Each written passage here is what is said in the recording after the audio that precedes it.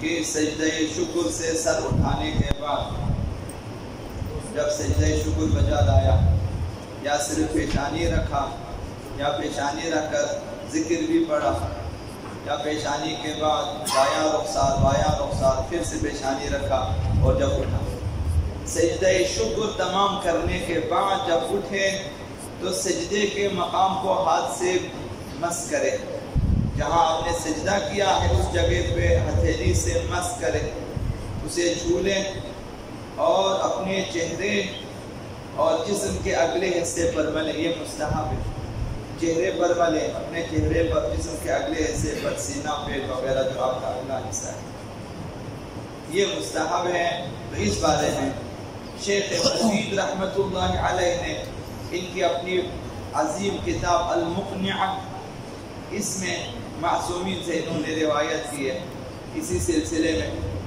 کہ ان العبد اذا سجد، جب بندہ سجدہ شکر بجا لائے، امتد من اعنان السماء، جب بندہ سجدہ شکر بجا لاتا ہے تو آسمان سے ایک نورانی ستون موضع سجود تک کھینچا جاتا ہے، عمود من نور الی موضع سجود، آسمان سے لے کر سجدے تک ایک نورانی ستون بن جاتا ہے، ہمیں تو خیر نظر نہیں آتا، صاحبان بصیرت شاید دیکھ لیتے ہیں، نورانی ستون، ایک نور اٹھتا ہے جہاں آپ نے سجدہ کیا وہاں سے آسمان۔ فَإِذَا رَفَعَ أَحَدُكُمْ رَأْسَهُ، بس جب ایسا ہے تو تم میں سے جس نے بھی سجدہ شکر کیا، سجدے سے سر اٹھا لیا، فَإِذَا رَفَعَ أَحَدُكُمْ رَأْسَهُ مِنَ السُّجُودِ فَلْيَمْسَحْ بِيَدِهِ موضع سجودی، تو اپنے ہاتھ سے سجدے کے مقام کو چھو لے، مس کرے اپنے ہاتھ سے، ثم يمسح بها وجهه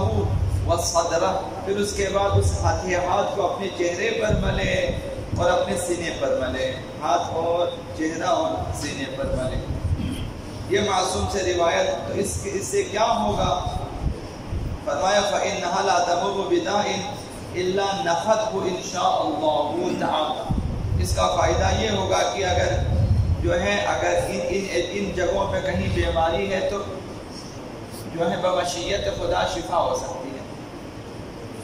یہ سجدہ شکر کی برکت اور سجدہ شکر کے مقام پہ مس کر کے چھونے کی برکت، تو اگر ایک عمر ہم ایسا کریں انشاءاللہ بہت ساری بیماریوں سے محفوظ رہیں گے۔ شیخ مفید رحمۃ اللہ علیہ نے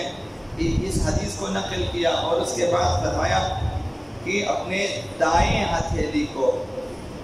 سجدے کی جگہ پر رکھ لے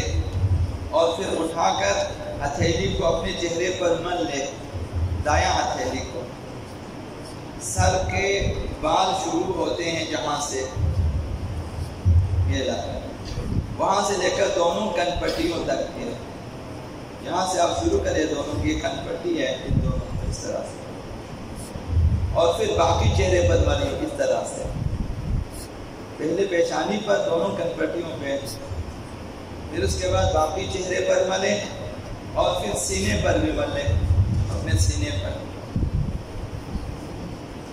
فرمایا کہ شیخ مفید نے یہ سنت ہے اور اس میں شفا ہے انشاءاللہ، تو بنیت شفا بھی یہ کام کر سکتے ہیں۔ دوسری روایت آبا امام جعفر الصادق علیہ السلام، انہوں نے فرمایا اذا اصابک ہم، جب تم میں سے کوئی غمگین ہو، کوئی غم، فامسح یدک علی موضع سجودک، وہ غمگین انسان مقام سجدہ پہ اپنے ہتھیلی سے چھو لے، اسے مس کرے،